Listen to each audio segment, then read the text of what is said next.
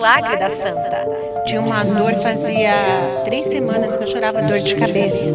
Falei, minha Nossa Senhora, eu tenho fé que é a senhora mesmo que apareceu lá, me cura minha cabeça. Aí me deu uma sonolência, eu dormi.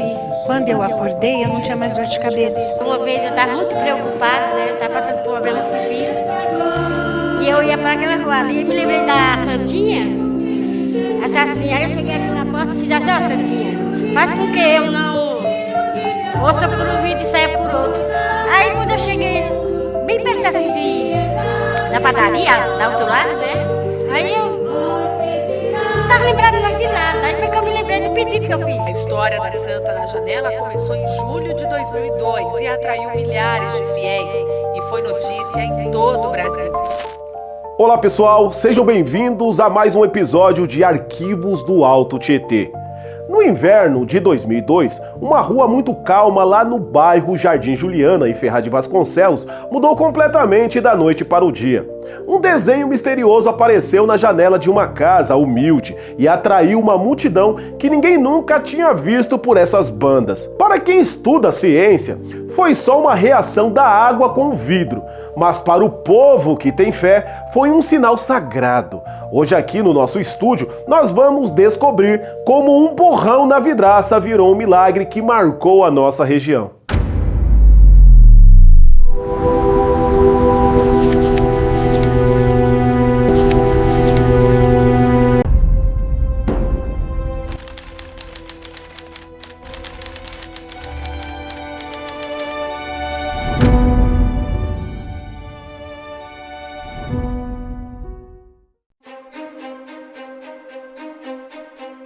Tudo começou no dia 14 de julho de 2002, por volta das 8h30 da manhã. Naquela casa moravam o seu Antônio, que trabalhava derrubando casas velhas, e a dona Ana Maria, que cuidava do lar. O filho deles, o Alan, de 8 anos, e o primo Johnny, de 10, estavam brincando no quintal. Quando olharam para a janela, viram uma mancha branca que parecia direitinho o desenho da Nossa Senhora com as mãos postas, rezando. Bastou um vizinho contar para o outro para a notícia espalhar como rastro de pólvora. Você que mora no Alto Tietê há mais tempo deve lembrar do tamanho da bagunça que ficou isso aqui. Os jornais da época dizem que mais de 100 mil romeiros passaram por essa rua nos primeiros meses. Virou uma verdadeira festa de padroeira, bem no meio do bairro.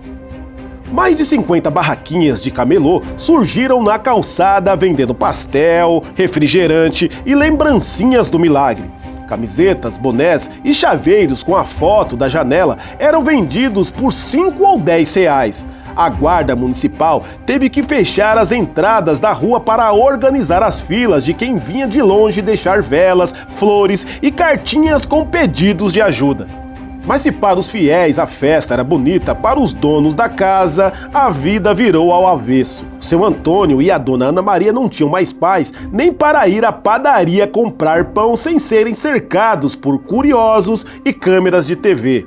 Chateada com o jeito que alguns repórteres tratavam a história, a dona Ana Maria decidiu se isolar e nunca mais deu entrevistas. Mas eles foram muito generosos, nunca cobravam um centavo de ninguém e deixavam o portão aberto para quem quisesse rezar.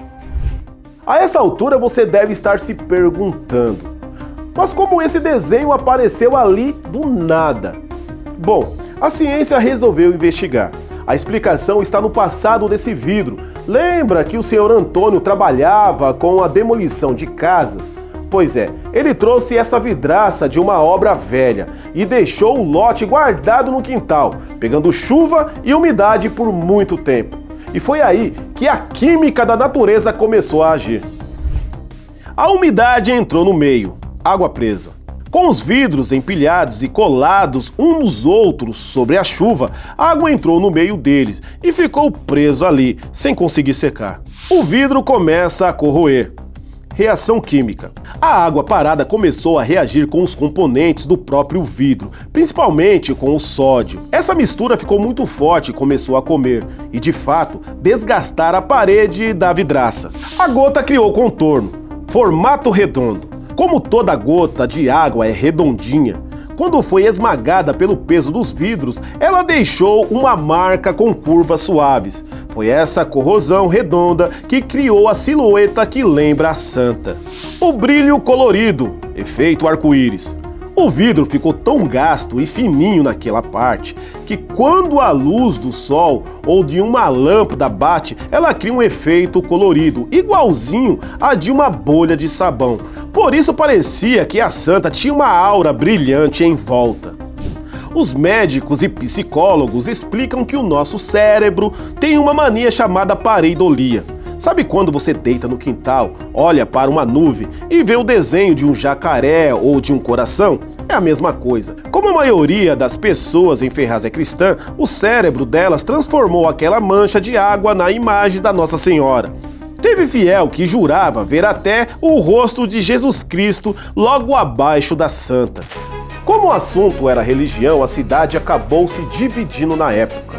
E o clima esquentou de verdade entre os vizinhos do bairro. Olha só o que diziam. Moradores católicos tinham certeza de que era um milagre enviado para abençoar o bairro. Defendia o lugar das críticas das outras igrejas. Eu acredito que ela apareceu numa hora que o bairro estava precisando de uma crença. Muitos católicos precisavam ainda mais do bairro. Vizinhos evangélicos diziam que a Bíblia não apoiava a adoração a imagens e que aquilo era só uma mancha. Ficaram incomodados com o barulho, distribuíram panfletos polêmicos na rua gerando confusão.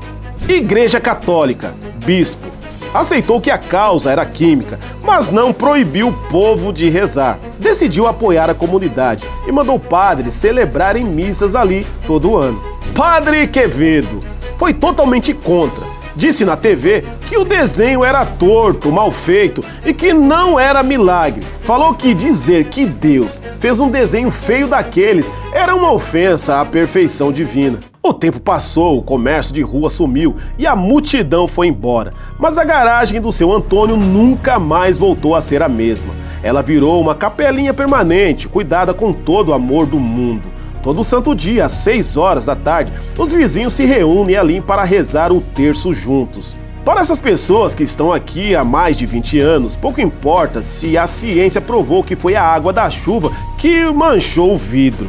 O que vale para eles é a paz e a união que o lugar trouxe para as famílias do bairro.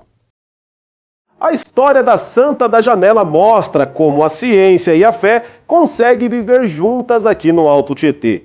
A ciência fez a parte dela, explicou a química, limpou as dúvidas e resolveu o mistério do vidro.